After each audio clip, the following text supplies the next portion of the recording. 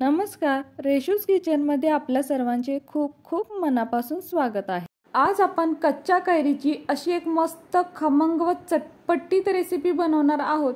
घरातील सर्वांनाच खूप खूप आवडेल। चला तर मग रेसिपीला सुरुवात करूया।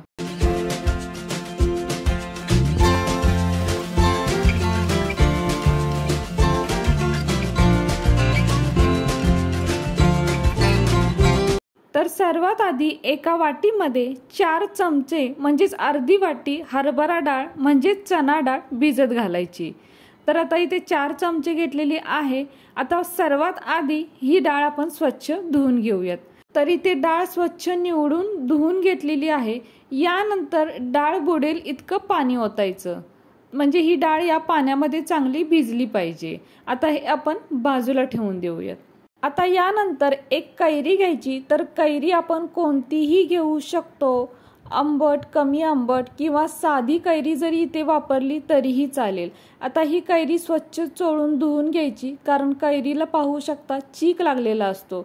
तर मिठाच्या पाण्याने जरी धुतली तरीही चालेल। तर कैरी इथे स्वच्छ धुवून घेतलेली आहे। आता सर्वात आधी कैरीचा जो हा देठाचा भाग असतो तो कापून टाकायचा। आता यानंतर एखादं छोटं ताट किंवा प्लेट घ्यायची व या प्लेटवर आता बारीक म्हणजे छोटी किसणी ठेवायची। तर शक्यतो इथे या अशा किसणीचाच वापर करायचा किंवा मोठी किसणी वापरली तरीही चालेल। आता ही कैरी या किसणीने किसून घेऊयात। इथे हवं तर कैरीची साल आपण पिलरने काढून टाकू शकतो, पण कैरीच्या सालीमध्ये काही पौष्टिक घटक असतात, म्हणून मी कैरीची साल काढत नाही। आता कैरीची कोय कधी कधी कडक असते तर कधी नरम असते। तर इथे ही कोय नरम आहे, तर कैरीचे असे 2 भाग करून घ्यायचे। यामधली कोय ही नरम होती, पण आपल्याला ती खिसायची नाही म्हणून काढून टाकलेली आहे। कारण खिसताना ते लक्षात येत नाही की मध्ये कैरीचा भाग सुद्धा खिसला जातोय, म्हणून आधीच काढून टाकायची आणि मग ही कैरी खिसायला घ्यायची।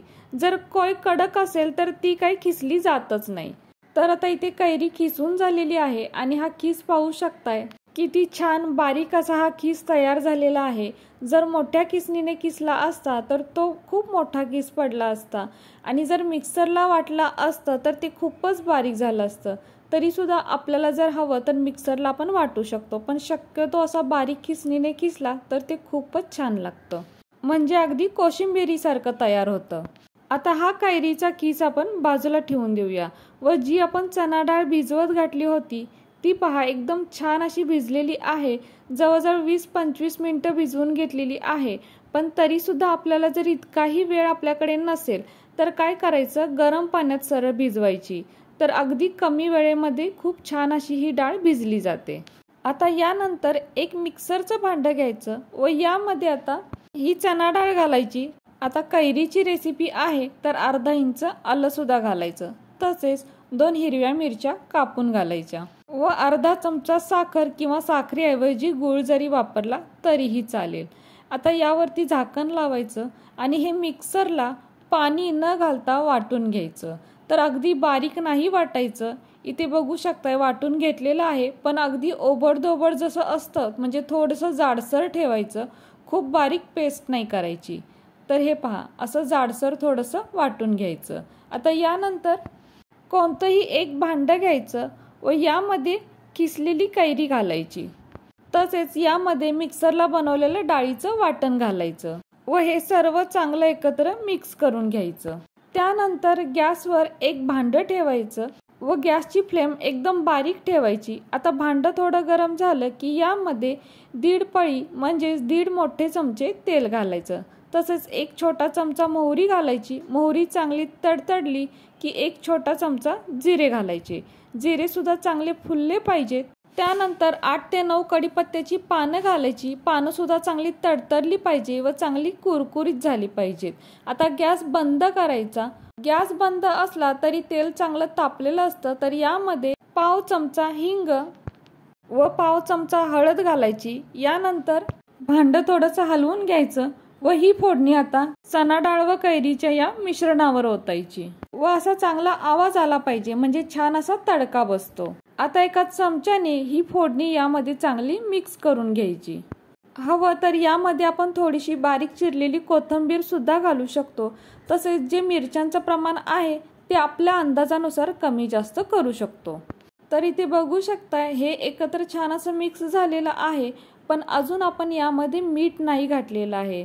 तर मीठ न घालता हे आपण आधीच असं तयार करून ठेवू शकतो. मीठ मात्र यामध्ये ज्या वेळेला आपल्याला खायचं आहे त्याच्या थोडा वेळ आधी घालायचं.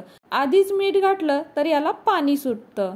तर आता इथे चवीपुरते म्हणजे अर्धा चमचा मीठ घालूया. तर इथे काळं मीठ वापरलेलं आहे. आपण नेहमीच्या जेवणातलं जे मीठ वापरतो ते घातलं तरीही चालेल. आता पुन्हा एकदा हे चांगलं मिक्स करून घ्यायचं. मीठ घातल्यामुळं जर आंबा आंबट असेल तर त्याचा आंबटपणा थोडासा कमी होतो. तर मीठ घातल्यानंतर थोडंसं चाखून पाहायचं. जर खूपच आंबट झालं असेल तर थोडंसं मिठाचं आणि साखरेचं प्रमाण अगदी थोडंसं वाढवायचं. तर हे खूप छान आणि अगदी मस्त टेस्टी तयार होतं. कोरडंही सुद्धा आपण असंच खाऊ शकतो. मला तर असंच खायला खूपच आवडतं. जेवताना सुद्धा अगदी जेवणाची मजा दुप्पट करणारी ही रेसिपी आहे. 2 पोळ्या तर आपण नक्कीच खाऊ. गुढीपाडव्याला विशेषतः ही डाळ कैरी किंवा कैरीचा चटका किंवा डाळीचा चटका असं म्हणतात. तर गुढीपाडव्याला विशेषतः ही बनवली जाते. तुमच्याकडे बनवतात का? मला कमेंट करून आवर्जून कळवा. आणि खरं सांगू याच्या घमघमाटाने आणि बघू शकताय किती कोशिंबिरीसारखी छान दिसते. पाहूनच तोंडाला पाणी सुटलेलं आहे. व आंबट गोड आणि तिखट अशा चवीची ही रेसिपी बनते. खूप छान टेस्टी लागते. तुम्ही एकदा नक्की करून पहा. घरातील सर्वांनाच खूप आवडेल. आता एका प्लेटमध्ये ही काढून घेतलेली आहे आणि बघू शकताय किती छान कोशिंबिरीसारखी तितकीच ती टेस्टी म्हणजे चटकदार लागते. पाडव्याला जरी पोळीचं जेवण असलं ना तरी या कैरीच्या चटणीची वेगळीच मजा असते. म्हणजे ही चटणी जर ताटात असेल तर आपण 2 पोळ्या नक्कीच जास्त खाऊ. इतकी छान आणि चटकदार ही रेसिपी आहे. तसेच कमी वेळेत आणि घरातीलच साहित्यात बनते. शिवाय बनवायला सुद्धा एकदम सोपी आहे. तर आता आपण याची चव घेऊन पाहूयात. वाव, मस्त.